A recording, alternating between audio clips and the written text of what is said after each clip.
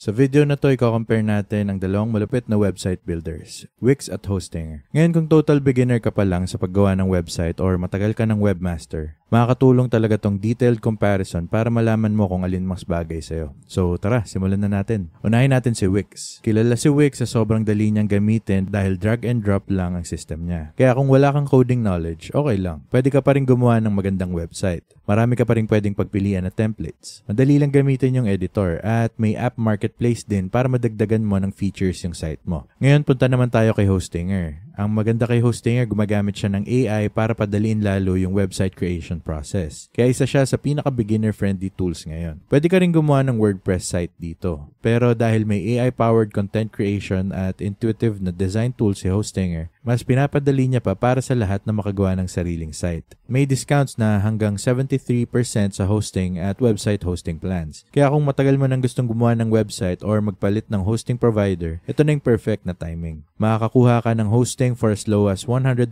pesos per month, plus 2 free months sa ilang plans, may free domain ka rin, at pwede mong ilipat yung existing website mo sa Hostinger ng libre. Walang downtime, walang data loss. May 30-day money-back guarantee din sila, so kung hindi ka pa sure, pwede mong itry ng walang risk. Kahit mababa yung presyo, makakakuha ka pa rin ng premium features tulad ng free SSL, AI tools for building, daily backups sa ibang plans, at 24/7 customer support. I-click mo lang yung link sa description para makapagsimula. Pag na-click mo na, mapupunta ka sa page kung saan pwede mong i-claim yung deal. Ito yung mga plans na pwede mong pagpilian. Kung first time mong gagawa ng website, piliin mo yung premium plan. Pwede ka nang gumawa ng hanggang 100 websites. May free domain ka na, backups at SSL. Click mo lang yung choose plan. Tapos piliin mo kung ilang buwan mo gustong gamitin, 1 month, 12, 24, or 48 months. Sa example natin, pipiliin natin yung 12 months. Tapos make sure na ilagay mo yung code na startup-wise. I-click mo yung apply, tapos ayan, yan na lang ang babayaran mo para sa 1 whole year of hosting with Hostinger. Sulit na sulit talaga. Kaya kung ako sa'yo, wag mo nang patagalin pa. Click mo na yung link sa description at gamitin yung code na startup-wise sa checkout. Ngayon, pag-usapan natin yung mga key features ni Wix. Ang isa sa pinakakilala nilang feature ay yung drag and drop builder. Yung editor nila sobrang dali gamitin kasi pwedeng i-drag and drop mo lang yung mga elements na gusto mong ilagay or ayusin sa page mo. Hindi mo na kailangan ng coding knowledge para makabuo ng magandang website. Isa rin sa strengths ni Wix ay yung templates. Meron silang mahigit 800 na designer-made templates para sa iba't ibang klase ng industry. So kung ang kailangan mo ay portfolio, online store, blog, or business website, siguradong may template sila na babagay sa'yo. Meron ding Wix App Market na nag-o-offer ng maraming apps at integrations para mas mapaganda pa ang functionality ng site mo. May mga tools for SEO, social media integration, e-commerce features, at marketing tools. Kaya napaka-flexible ng platform na to. Kasama rin sa Wix ang tinatawag nilang Wix ADI o Artificial Design Intelligence. Sa feature na to, pwede kang magkaroon ng personalized website base lang sa ilang simpleng tanong. Maganda to para sa mga users na gusto lang ng mabilisang makapag-start nang hindi na masyadong nagka-customize. Optimized din for mobile ang lahat ng websites na gawa sa Wix. Ibig sabihin, maganda pa rin siyang tignan sa kahit anong screen size, desktop, tablet, or smartphone. May built-in SEO tools din si Wix para matulungan kang mag-rank sa search engines. Pwede mong i-edit ang meta tags, alt text, URL structure at mag-setup ng 301 redirects para mas visible ang site mo online. Kung online store ang gusto mong itayo, kaya rin ni Wix. Meron siyang e-commerce tools na pwedeng mong gamitin to manage inventory, process payments at mag-handle ng shipping, all within the platform. Para naman sa mga medyo techy at advanced users, pwede mo rin gamitin ng Wix Code. Dito, pwede kang magdagdag ng custom JavaScript at APIs para sa mga mas complex na web functions. Suportado rin ni Wix ang blogging. May feature siya gaya ng categories, tags, at post scheduling. Hindi siya kasing advanced ng WordPress pagdating sa blogging, pero okay na siya para sa karamihan ng users. Pagdating naman sa customer support, available sila 24/7 through phone, email, at live chat. Meron din silang help center na may mga step-by-step tutorials at articles na makakatulong kung may gusto kang isetup or ayusin. Meron din silang tinatawag na Wix SEO Wiz. Isa tong guided tool na nagbibigay ng personalized SEO plan para sa site mo at tinutulungan kanyang i-track ang progress mo habang inaayos mo ang SEO settings. Pagdating sa design flexibility, sobrang lawak ng pwedeng gawin sa Wix. Pwede kang maglagay ng sarili mong fonts, animations, at scroll effects para mas ma-personalize mo pa ang site mo. Meron din siyang integration sa mga third-party services tulad ng Google Analytics, at MailChimp para mas mapalawak pa ang functionality ng website mo. At syempre, may built-in analytics tools si Wix para ma-monitor mo ang performance ng site mo. Makakatulong to para makagawa ka ng smart decisions based on data. Ngayon naman, punta tayo sa mga key features ni Hostinger at magfo-focus tayo sa AI website builder nila. Unahin natin yung AI-powered content creation.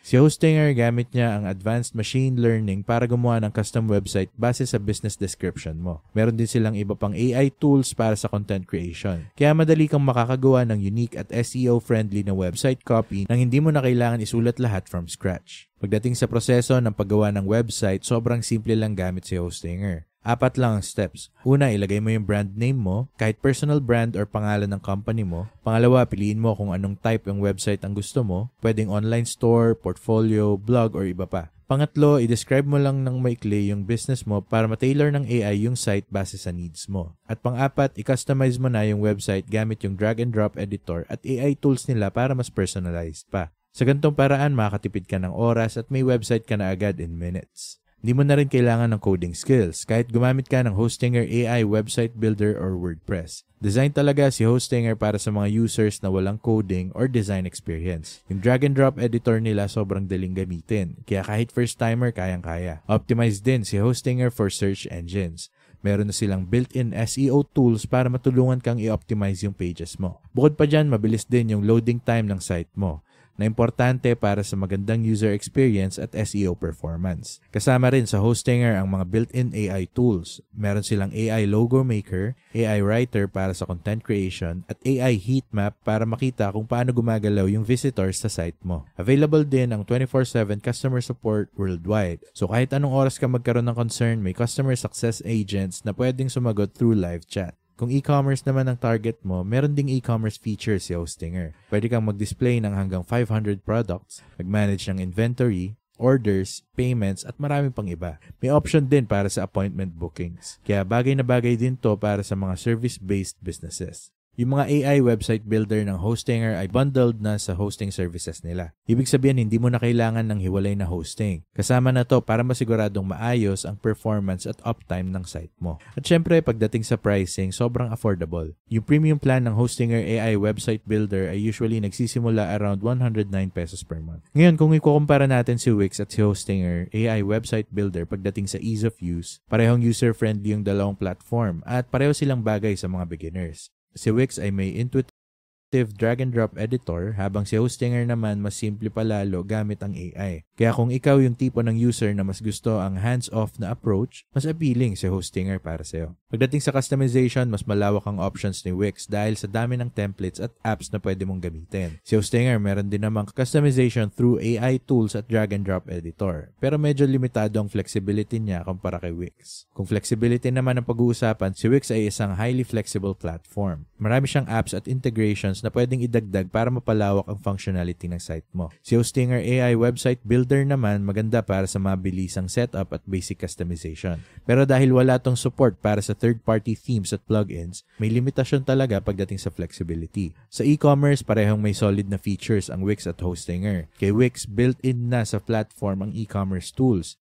kaya seamless ang buong experience. Si Hostinger naman may support din for e-commerce. Meron kang tools para mag-manage ng products, mag-process ng payments at iba pa. Swak to para sa small to medium-sized online stores. Pareho ring may SEO tools ang Wix at Hostinger para matulungan kang tumaas ang search engine rankings. Pero dahil sa AI-driven SEO features at mabilis na loading time ni Hostinger, may konting advantage siya pagdating sa performance. Pagdating sa community support, parehong reliable ang platforms. Si Wix may 24/7 customer service at help center na punong-puno ng guides at tutorials. Si Hostinger naman may 24/7 live chat support, video guides at tutorials na available sa Hostinger Academy. Sa content management naman, mas bagay si Wix sa mga websites na heavy sa content dahil sa robust content management system niya. Si Hostinger AI website builder naman, mas para sa mga users na gusto ng mas mabilis at efficient na website creation. Ideal sa mga kailangan lang ng simple at functional site nang walang masyadong komplikasyon sa content handling. Sa third-party integrations, panalo si Wix dahil supported ang maraming external services at apps na pwedeng idagdag sa site mo. Si Hostinger AI Website Builder on the other hand ay walang support for third-party themes at plugins. Kaya may limitations din talaga sa extensibility. Kung scalability ang hanap mo, kayang sumabay ni Wix para sa maliliit hanggang sa malalaking websites. Si Hostinger AI Website Builder ay best for small to medium-sized sites. Pero kung kailangan mo ng mas malawak na scalability, mas maganda nang gumamit ng managed WordPress hosting nila. Pagdating sa ownership and control, pinapayagan ng parehong platform na magkaroon ka ng full ownership sa content ng site mo. Pero si Hostinger AI Website Builder ay bundled na with their hosting services, kaya seamless na yung experience. Si Wix naman, mas maraming binibigay na control pagdating sa customization at integrations. At kung presyo ang pagbabasihan, mahalagang i-consider ang value at features na kasama sa bawat platform. Mas affordable si Hostinger overall at kasama na rin ang hosting sa plans nila. Kaya cost-effective option siya para sa maraming users. Si Wix naman may iba't ibang pricing plans na may iba't ibang level of features at support. Pero madalas, medyo mas mataas ang cost compared kay Hostinger. Kasama sa premium plans ni Wix ang free custom domain for 1 year. Walang Wix branding sa site mo at 24/7 customer care support. Ngayon, tignan natin ang mas detalyado ang premium plans ni Wix. Meron silang light plan na $17 per month. Sa plan na to, may kasama kang 2 GB na storage space, up to 2 collaborators, libreng domain for 1 year, basic site analytics, at basic e-commerce capabilities. Meron ding core plan na $29